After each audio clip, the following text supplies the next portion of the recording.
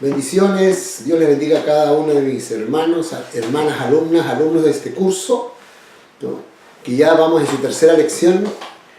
Las otras dos primeras lecciones ya han sido, ¿no es cierto?, están siendo ya, han sido tratadas, y ya los hermanos de la segunda lección están comenzando ya, han enviado su cuestionario de la clase, y de verdad que estoy muy contento porque los resultados de la evaluación de las dos clases anteriores ya han sido excelentes, es decir, calificaciones muy buenas, mayoritariamente sobre el 6.5 hacia arriba, ¿no?, de todos nuestros alumnos.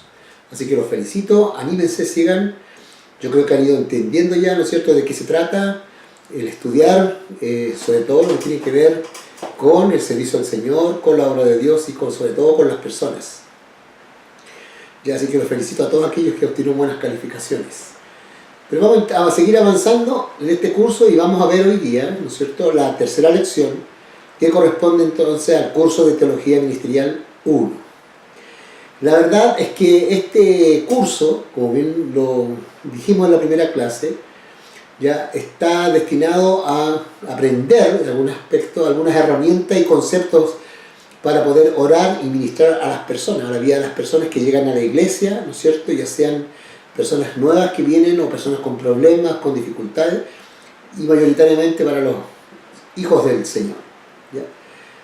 Y que permiten que nuestra labor de siervos, de ministros, ¿no es cierto?, de líderes, de poder ser mucho más eficaz en cuanto a poder trabajar con la vida de las personas.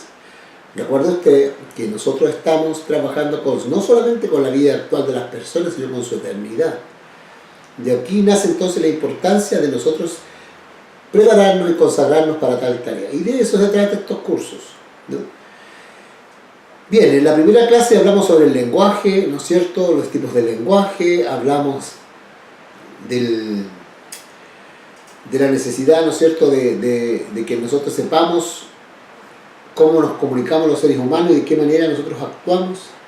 Después seguimos avanzando, vimos el lenguaje simbólico, ¿no es cierto?, hablamos del símbolo, qué es lo que significaba un símbolo, vimos ejemplos, luego tocamos el tema del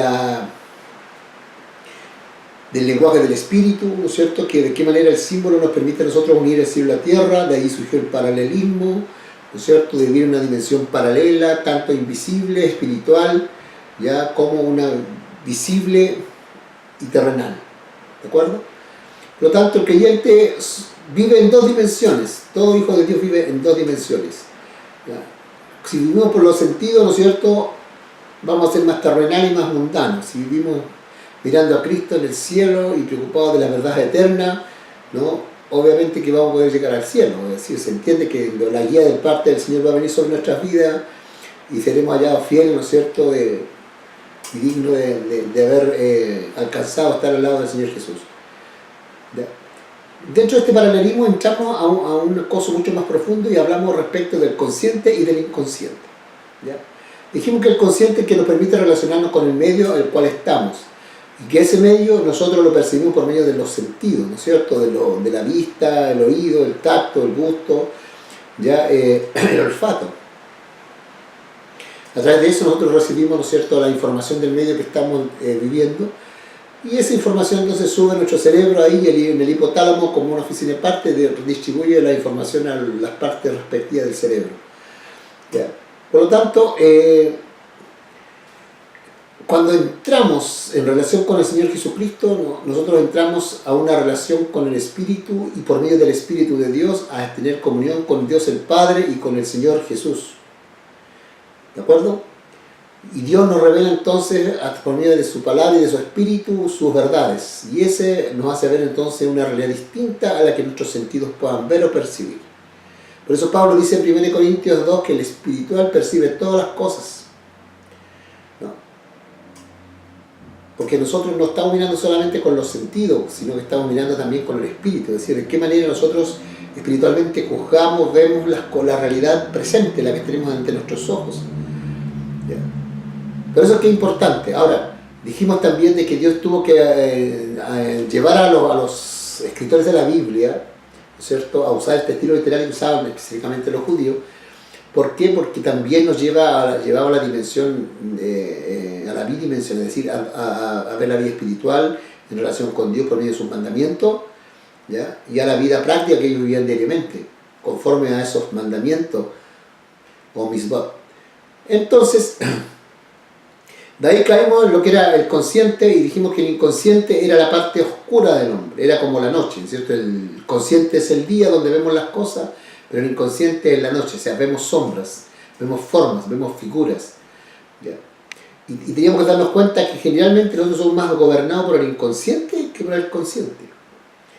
Los llevé a que vieran un video, ¿no es cierto? Que son varios videos, no solamente uno, sino que hay varios videos allí que usted puede seguir profundizando sobre el tema del inconsciente, ¿no es cierto? Y nos habló allí el video de la imagen del inconsciente, ¿no? Como aquel piloto automático que nos hace un montón de operaciones sin que nosotros en nuestro consciente intervenga, ¿ya?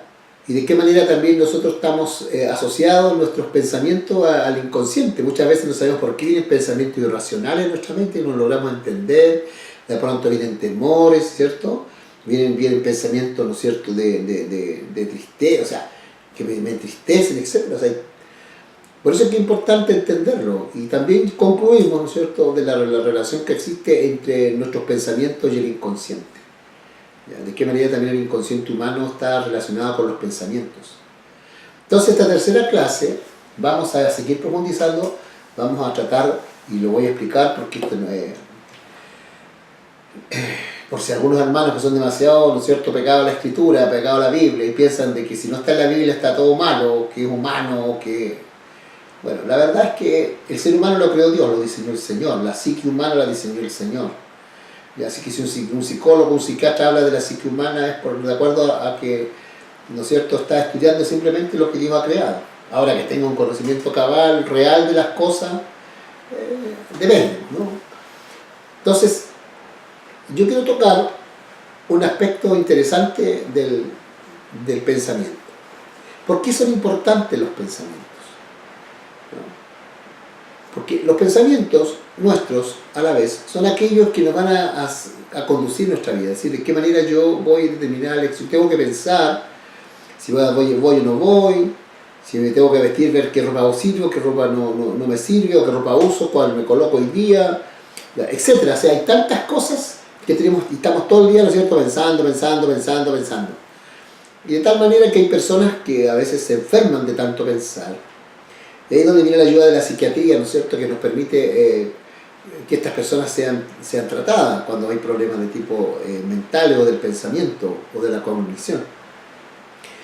¿Ya? Porque una cosa es la psicología que nos permite, ¿no es cierto?, conocer un poco la conducta humana, y la psiquiatría tiene que ver con una parte de la medicina en la cual se diagnostica, ¿no es cierto?, se previene, se trata, ¿ya?, el problema de las enfermedades mentales, ya sean orgánicas o no orgánicas. Entonces, el punto acá es que la vida de un creyente, sobre todo un cristiano, una persona que llega a la iglesia, nosotros la recibimos, la tomamos, ¿no es cierto?, y en el medio andar, de poquito, comenzamos a darnos cuenta que la persona tiene algunas cosas medias extrañas, medias raras, que le cuesta entender, ¿no es cierto?, y de pronto comienza a experimentar situaciones que no las entiende, ¿ya? De pronto se levanta y no le gusta lo que están diciendo, un sinnúmero y una diversidad de situaciones que se van dando dentro de la vida de la iglesia. ¿Ya? Y nosotros los pastores tenemos que entrar entonces a conversar con la persona, a explicarle con la palabra del Señor, con el consejo, con la oración, para que ellas puedan seguir, ¿no es cierto?, entendiendo el proceso que están viviendo. ¿Ya? Así que es importante lo que vamos a hablar, ¿ya?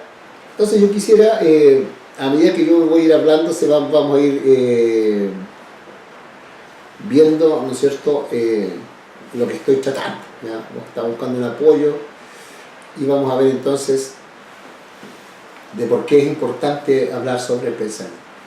Ahora hay que entender cómo se desarrolla el pensamiento en los seres humanos, ¿no?, desde el punto de vista de la pedagogía, de la psicología del aprendizaje, desde el punto de vista, ¿no es cierto?, pedagógico.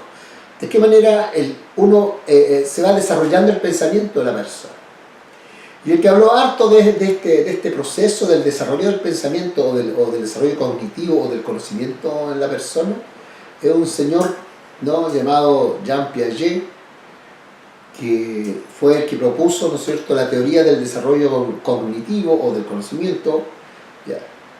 y estableció que los seres humanos vivimos 4 etapas, especialmente las primeras etapas de nuestra vida, ¿no es cierto?, desde la infancia hasta la adolescencia. Nosotros vivimos un proceso para que el pensamiento se desarrolle. ¿No? La Biblia, ¿recuerda cuando Pablo dice lo que es de niño? Ya, cuando éramos niños actuábamos como niños y hacíamos cosas de niños. Cuando fuimos jóvenes hicimos cosas de jóvenes. Hasta cuando llegamos a ser adultos, ¿no es cierto?, en que el adulto tiene que actuar como un adulto, como una persona madura. Bien, pues el tema es así, porque es importante introducirlo, porque en la medida que vamos entendiendo estas cosas, vamos entendiéndonos nosotros, nuestra propia vida y la vida de los demás, y también entendiendo la obra profunda que hace el Espíritu de Dios en nuestra vida, para aquellos que son salvos, para aquellas. Por eso es que el Evangelio de Jesucristo es profundo, apunta a la naturaleza humana, apunta a la vida humana, ¿no? Y apunta a todas las áreas y todas las esferas de nuestra alma. Por eso es que es importante que nosotros vayamos tratando el tema así con bastante argumento, tanto bíblico, ¿no es cierto?, como también médico, psicológico, etcétera, ya para que logramos nosotros entender estas cosas. ¿Ya? Entonces, ¿qué es esta famosa teoría del desarrollo cognitivo? ¿Ya? Se entiende por desarrollo cognitivo el conjunto de las transformaciones que se producen en las características y capacidades del pensamiento en el transcurso de la vida, especialmente durante el periodo del desarrollo, ¿ya? Y por el cual aumentan los conocimientos y habilidades para percibir el mundo, ¿no es cierto?, pensar, comprender y manejarse en la realidad. ¿Ya? Por lo tanto, el pensamiento a nosotros nos permite relacionarnos con el medio, ¿no?, lo que yo les decía hace un instante. Y este señor entonces desarrolla esta teoría. Y yo voy a tratar de simplificarla porque, a ver, como yo le decía, un niño interpreta el mundo como un niño. Yo no le puedo pedir a un niño pequeño que sea como un adulto. Por eso es que yo el otro día hablaba, no sé en qué, de los cuales cursos que estoy haciendo, decía que a mí no me agrada un programa infantil que se llama Jefe en Pañales. Eso es lo peor que se le puede haber, que nuestros hijos o nuestros nietos vean esa cosa, ¿no? Donde se ve el mundo de los niños pero como si fueran adultos, ¿no? Y eso es pervertir un poco la naturaleza, ¿no es cierto?, del niño. El niño es niño, tiene que desarrollarse. Su cerebro, ¿no es cierto?, está madurando, su aspecto neurolingüístico igual, lo mismo. O sea, hay todo un proceso biológico y psicológico que va viviendo un niño. Por eso es que los niños tienen que ser atendidos de acuerdo a su edad, de acuerdo a sus necesidades y a las distintas etapas que el niño va viviendo.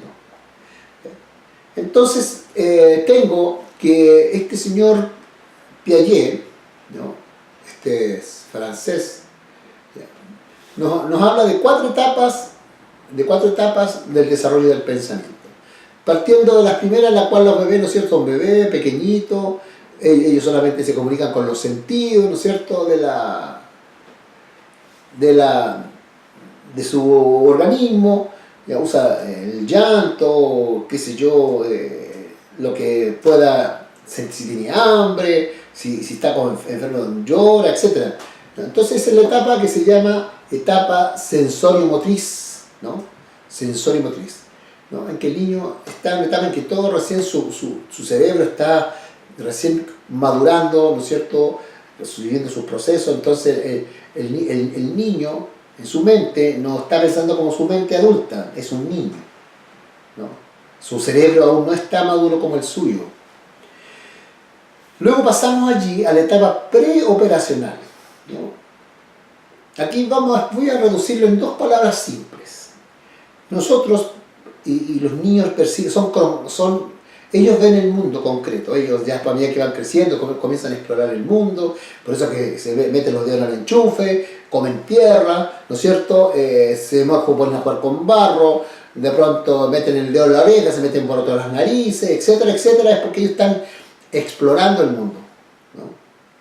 Y eso se va dando siempre hasta 3, 4 años, ¿no es cierto?, hasta los 4 años, 5 años el niño está viviendo toda esa etapa en que él va como adaptándose también al medio, ¿no? Y va resolviendo algunas situaciones, porque mayoritariamente el niño necesita que sus problemas se los resuelvan los adultos.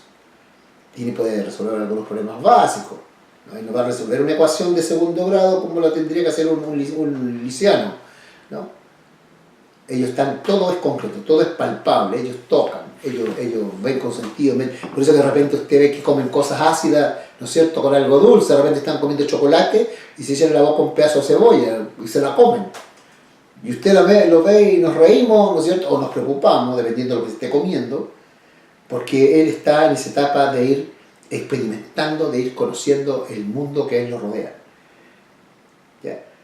Entonces todo lo que él palpa, lo que él va tocando, lo que sus sentidos van viendo, él lo va recibiendo y ahí va aprendiendo. De esa forma, de esa manera también va a comenzar a pensar, a tratar de que su cerebro procese todo lo que es concreto.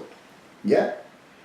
Entonces, esa etapa concreta se va a la vez, llamémoslo así como, en cierto aspecto, como un periodo de perfección en el cual ya después el niño puede manipular lo concreto, ¿no es cierto? Puede comenzar a trabajar con lo concreto, ¿ya? Puede resolver problemas con lo concreto, ya usted lo puede llegar a pensar, sobre todo, ¿no es cierto?, los niños de la enseñanza básica, el primer nivel básico, segundo nivel, en que los niños comienzan entonces ya a manipular lo concreto, ¿ya?, para poder ir aprendiendo, ir pensando. Así es el tema. Por eso está la etapa preoperacional, ¿ya?, y la etapa de operaciones concretas, que es la tercera etapa. Esas son las etapas en que los niños pueden, por ejemplo, usted le puede enseñar, no sé, el concepto de suma, trabajando con porotito, con cosas, con piedrecitas, le comienza a enseñar, ¿no?, o también la resta, las operaciones básicas se las puede comenzar a enseñar. Y de esa forma el niño va entonces captando y va aprendiendo y va desarrollando, ¿no es cierto?, también sus habilidades neurolingüísticas, ¿no? También irse preparando como un apresto para poder leer, y ya después comienza a leer los primeros básicos, etcétera, etcétera, hasta que después ya comienza a leer silabeado, después sigue leyendo ya de manera mucho más fluida. Aún le cuesta comprensión lectora, hay problemas para comprender los textos, todo eso se va dando en un proceso. Por eso que la educación de los niños está graduada, ¿no?, desde la sala cuna hasta que sale de la universidad. La persona va siendo llevada, guiada a través, ¿no es cierto?, de llevar las diferentes experiencias de aprendizaje, en las distintas edades y etapas que va pasando, ya para lograr, ¿no es cierto?, que salga una persona adulta, madura, autónoma, capaz de pensar, de reflexionar, de analizar, de resolver problemas, ¿no?, de enfrentar situaciones críticas, etcétera, etcétera, etcétera. ¿Ya? Es todo el proceso que el ser humano comienza a entender. ¿Y por qué es importante toda la parte concreta? Porque la parte concreta me permite a mí, ¿no?, como una etapa previa a lo que yo no veo.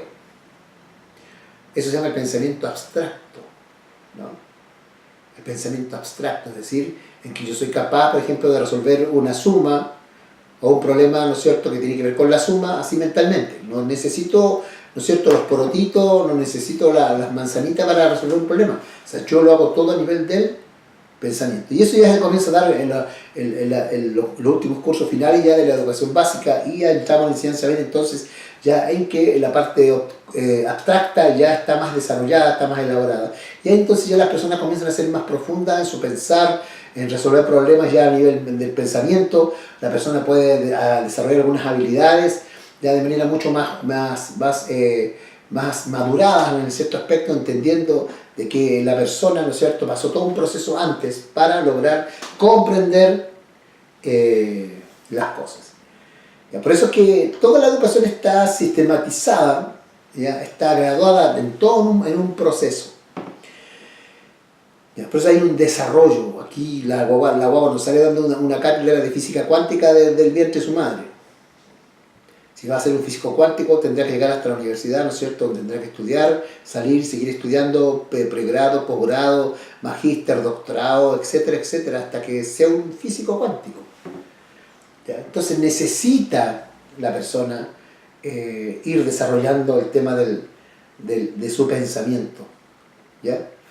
Ahora, esto fue importante porque permitió, ¿no es cierto?, lograr comprender un poco de qué manera los niños van aprendiendo. De qué manera aprenden los niños, aprenden los jóvenes. ¿Ya? Yo como docente, como profesor básico, yo viví toda esta experiencia, por eso le estoy diciendo cómo los niños aprenden. De ahí entonces la tarea del maestro, del profesor, de ver de qué manera, de acuerdo a la edad, yo debo enseñar a los niños determinados contenidos o lograr determinados objetivos. ¿Ya? Entonces el profesor está capacitado por la universidad, ¿no es cierto?, y profesionalmente, como para poder entender la psiquis del niño, la psicología del niño, ya entender el desarrollo del pensamiento, de cómo el niño aprende en sus distintas edades, y poder nosotros entonces diseñar de manera metodológica y con estrategias de aprendizaje, situaciones de aprendizaje en las cuales los niños van a aprender determinados contenidos y a desarrollar y a cumplir determinados objetivos.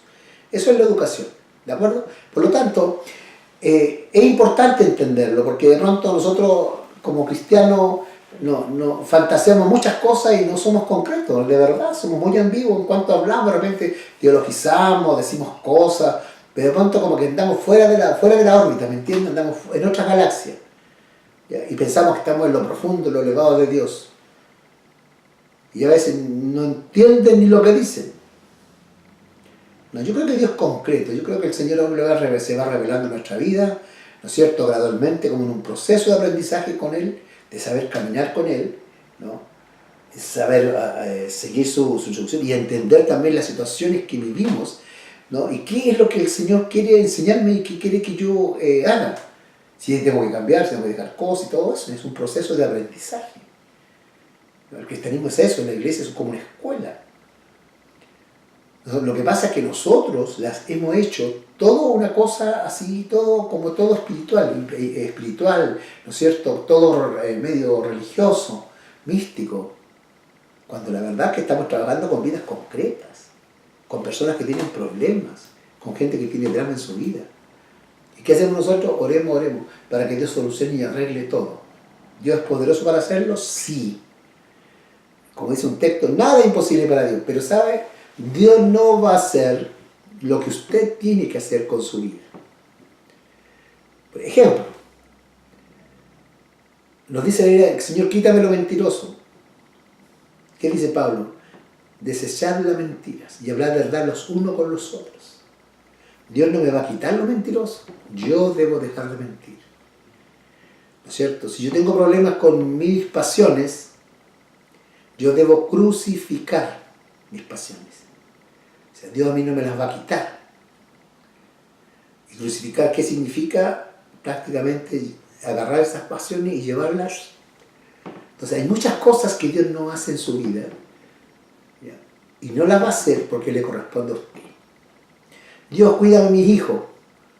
Sí, puede que Dios te lo cuide cuando no está a tu alcance, pero en tu casa tú tienes que cuidarlo.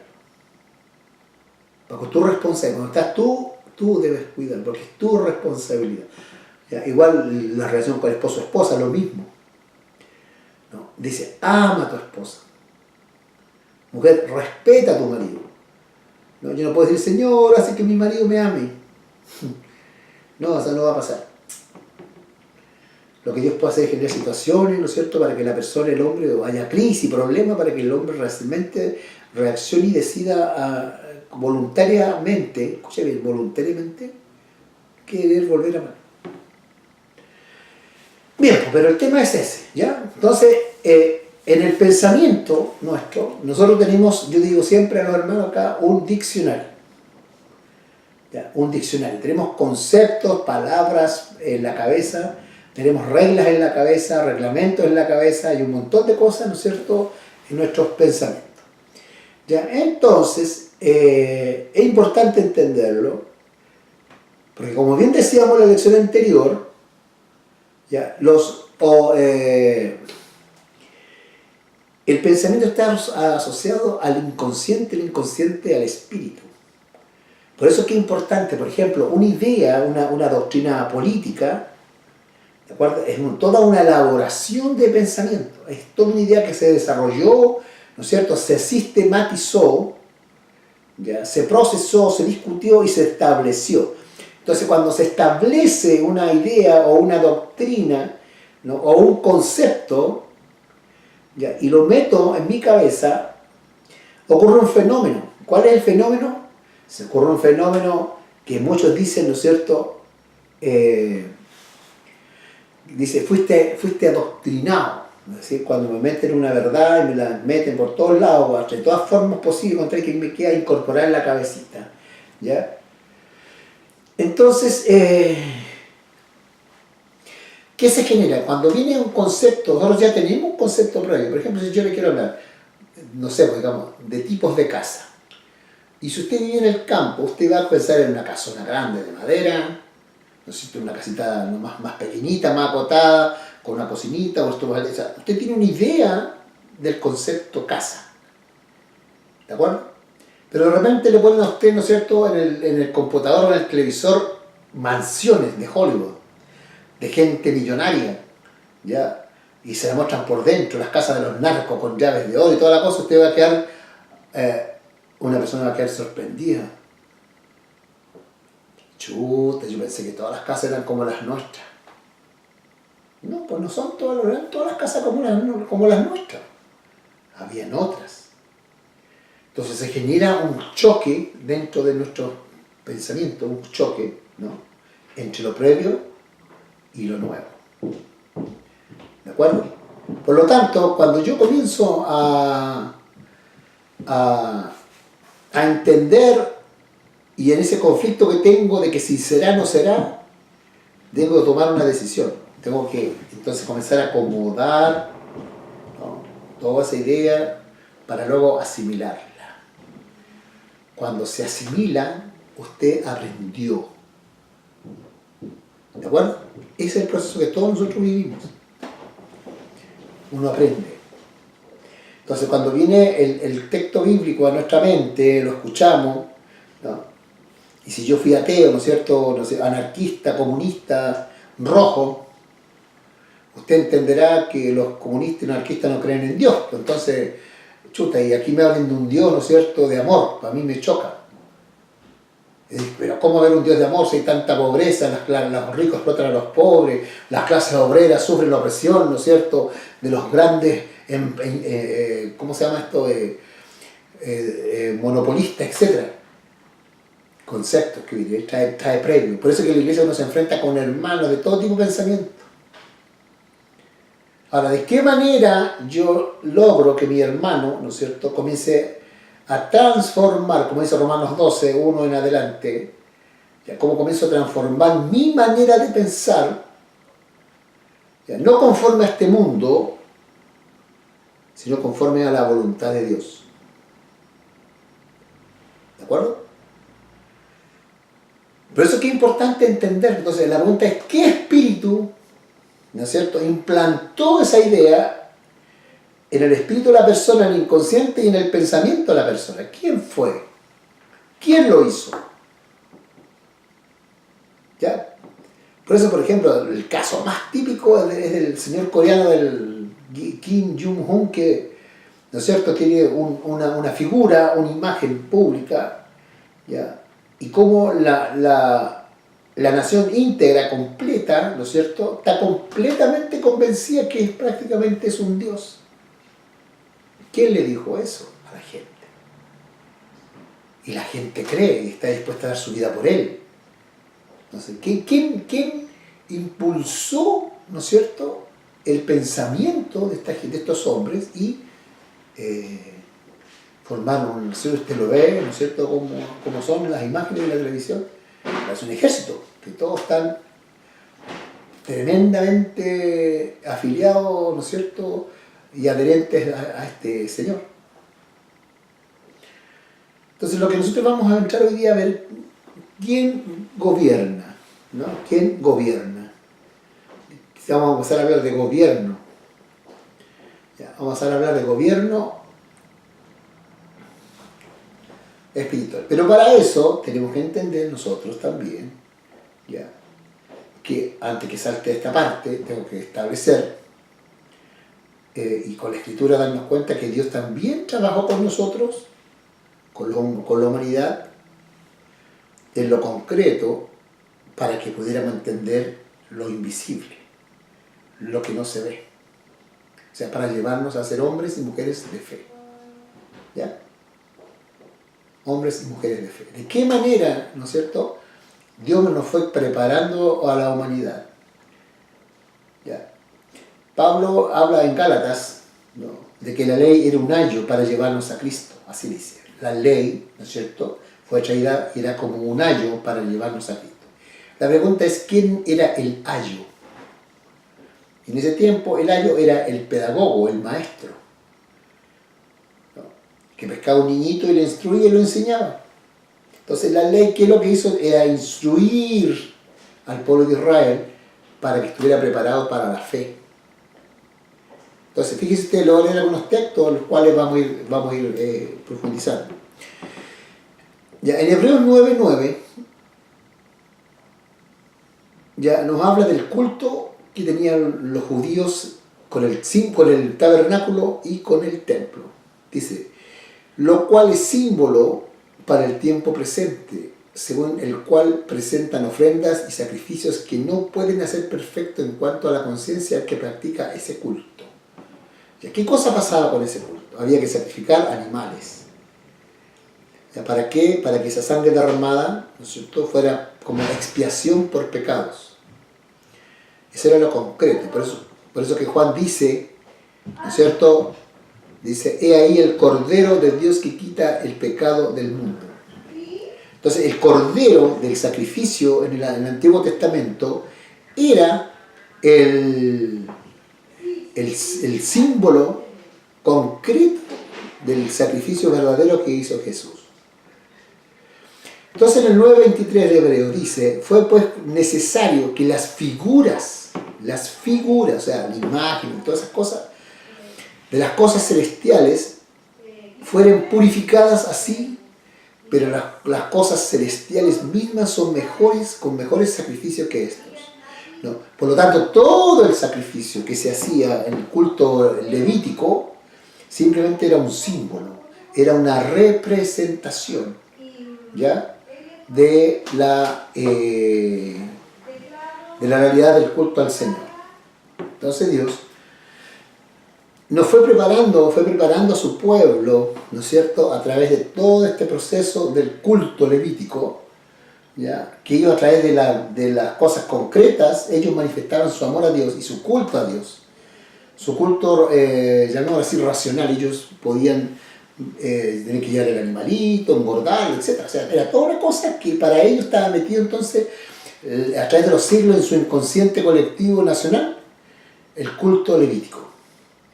Pero eso era simplemente una figura, era una representación, era un símbolo de lo verdadero, de lo real, de lo que ellos no podían ver con sus sentidos, sino tenían que ir a lo abstracto, tenían que ir a lo espiritual, a lo invisible, a lo que ellos no veían.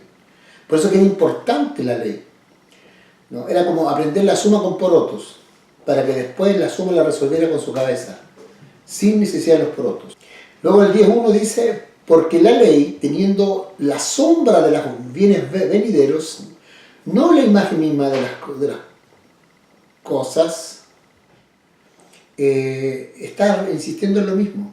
Entonces, todo el culto levítico ya era un culto en el cual nosotros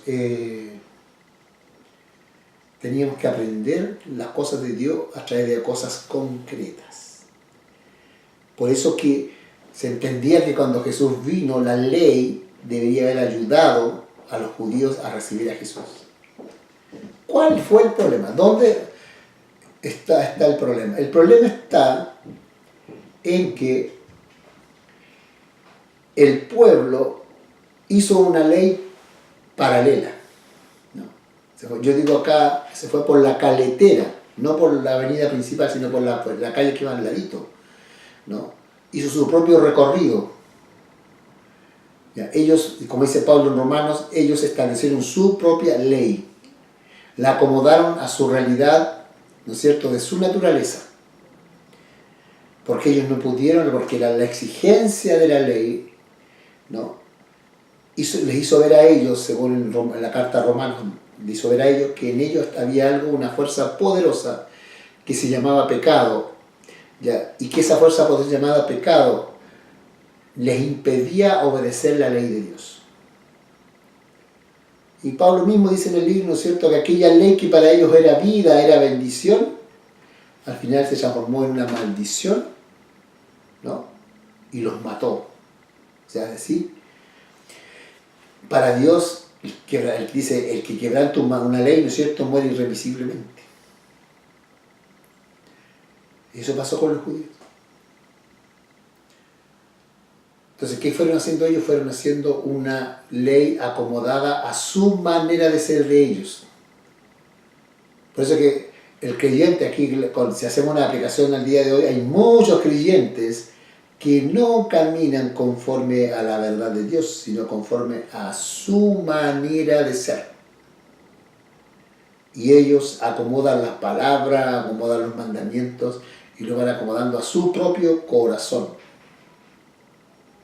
Pero su corazón no es un corazón recto delante del Señor. Por eso que no nos podemos engañar, amados hermanos. El creyente tiene que aprender a vivir y a caminar como Dios dice en la palabra del Señor. Por eso es que yo insisto a mi gente, le digo, usted tiene que aprender y conocer cómo tenemos que ser como creyentes. Aceptar lo que somos, ¿no? Adán es caído, el cual Dios sembró en nosotros su espíritu para hacernos a la imagen de su Hijo. Porque así yo puedo entonces comenzar a mirar la fe que tenemos, ¿no? La verdad de Dios y el conocimiento del Señor de una manera mucho más madura doctrinalmente. Pero tenemos que conocernos nosotros, cómo funcionamos, cómo debemos aprender, cómo debemos enfrentar, ¿no es cierto?, la verdad de Dios en nuestra vida y de qué manera el Espíritu de Dios nos ayuda en todo este proceso de formación. Ahora, ¿por qué es importante entonces aprender el lenguaje espiritual? Es importante entenderlo de que nosotros, ¿no es cierto?, no solamente somos un ser material, sino también espiritual, y tenemos un alma, y hay un espíritu, ¿no es cierto?, que permite que nosotros tengamos comunión con el Espíritu de Dios, que podamos hablar con Dios, que es espíritu. Entonces, el tema acá es que debemos entender nosotros claramente lo que es el lenguaje espiritual. Entonces, en estos libros, ¿no es cierto?, en que va mostrando que Dios fue revelando su verdad, pero de manera concreta, ¿no es cierto?, a través de la ley, para llevarlo entonces a una ley superior, que era la ley de la fe, o la ley de vida en Cristo, como está en Romanos, que está destinada para que los hijos de Dios, ¿no es cierto?, caminen conforme a esa ley. Y ahí nosotros debemos entonces, podríamos decir, no, decir involucrarnos o comprometernos a tener que hacer tal tarea, ¿no?, de ir cambiando nuestra forma de pensar y de percibir el mundo en estas dos dimensiones. ¿Ya? En Romanos 8, voy a leer Romanos 8, 9 y luego del 12 al 14 lo siguiente. Dice: mas vosotros no vivís según la carne, sino según el Espíritu, se refiere al Espíritu Santo, si es que el Espíritu de Dios mora en vosotros. Porque si alguno no tiene el Espíritu de Dios, obviamente que no es de él. Romanos 8:12 dice: así que, hermanos, deudores somos no a la carne, para que vivamos conforme a la carne, porque si vivimos conforme a la carne, dice que vamos a morir. Mas si por el Espíritu de Dios hacemos morir las obras de la carne, viviréis. Porque todos los que son guiados por el Espíritu de Dios, estos son los hijos de Dios. Ya, es lo que yo le decía un instante, ¿no? Lo que hicieron los judíos, se les llegó una ley, la ley de Moisés, y ellos hicieron una ley paralela.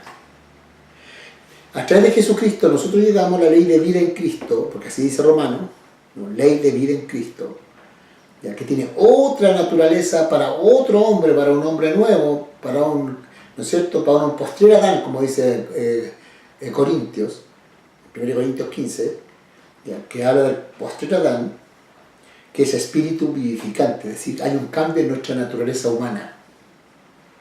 ¿De acuerdo? ¿Por qué? Porque el Espíritu de Dios viene a morar dentro de nosotros y nosotros nacemos del Espíritu y somos, ¿no es cierto?, hijos de Dios por adopción, por nuestra fe en el Señor Jesucristo. Pero para caminar como hijos de Dios tenemos que vivir conforme a la ley de vida en Cristo. ¿Ya? Por lo tanto, los hijos de Dios son guiados, o sea, gobernados, piloteados por el Espíritu Santo.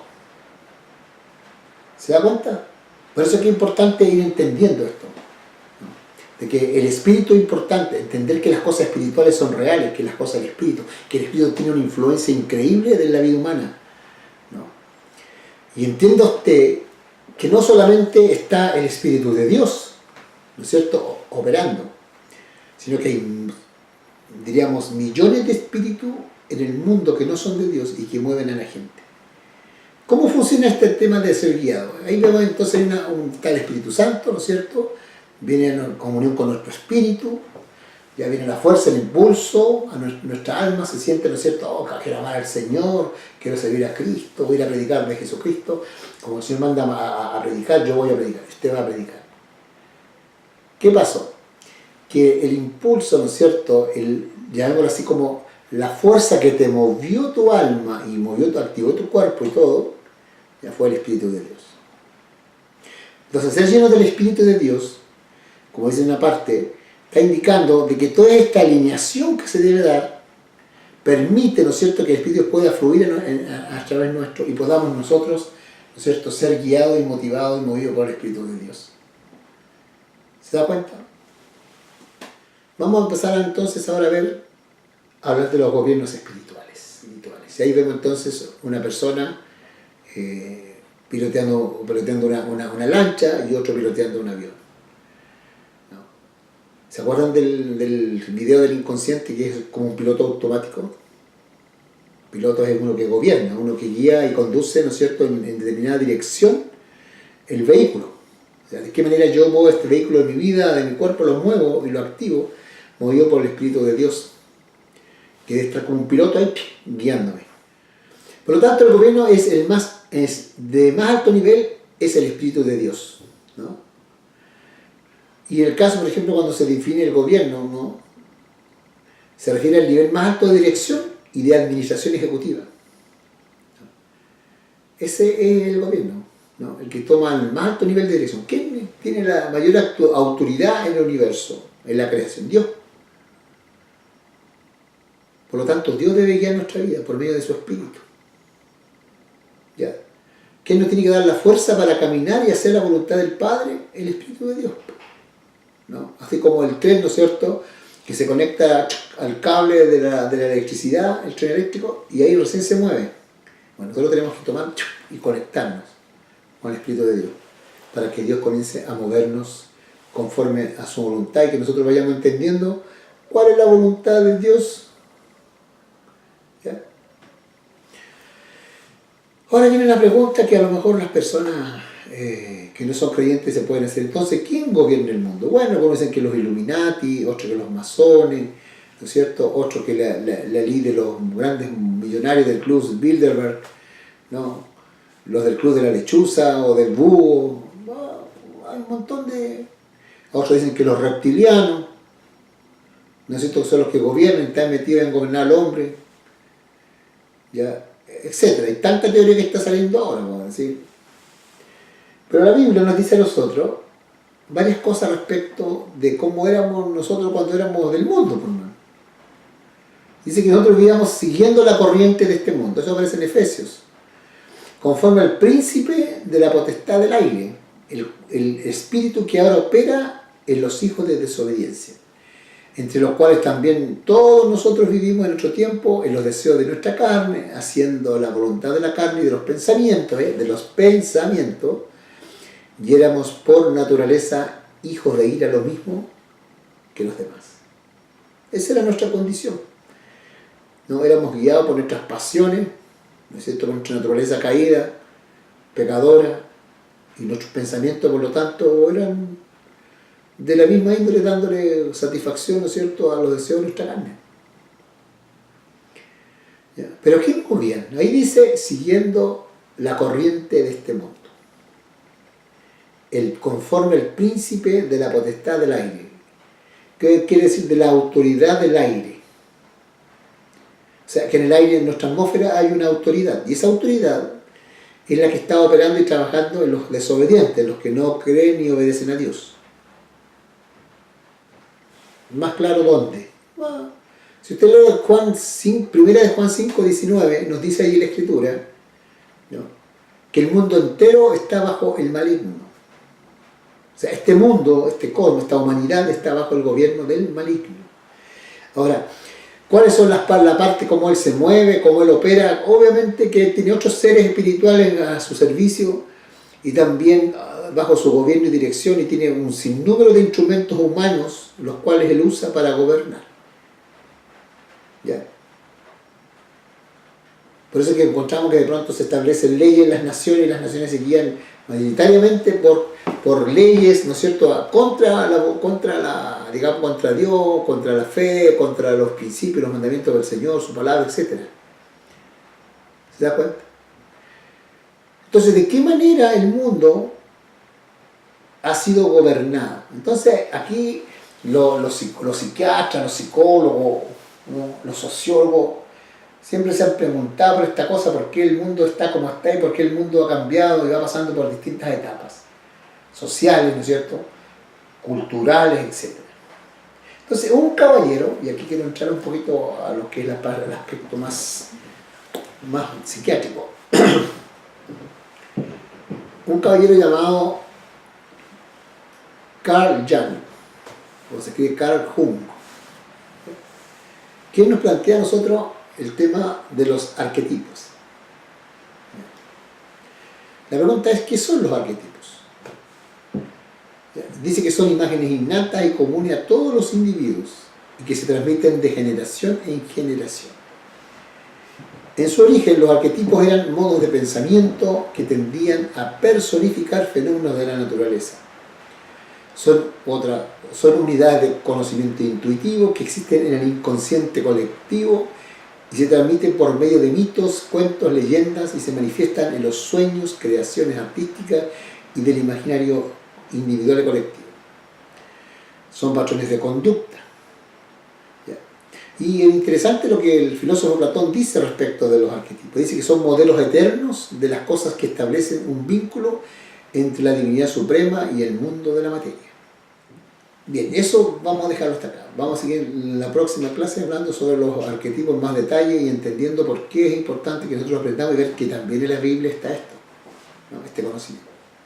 Les enviaré nuevamente el cuestionario sobre esta clase para que usted pueda responderlo. Espero que les haya quedado claro. Me pueden mandar las preguntas, consultarme al WhatsApp, ¿no es cierto?, que tenemos nosotros como curso, para responder las preguntas que usted tenga, las dudas, aunque me da la impresión que es fácil porque nadie me ha llamado, todos han sacado un 7, o sea, es decir, que lo que he explicado acá está claro. Ya espero que esta clase sea lo mismo.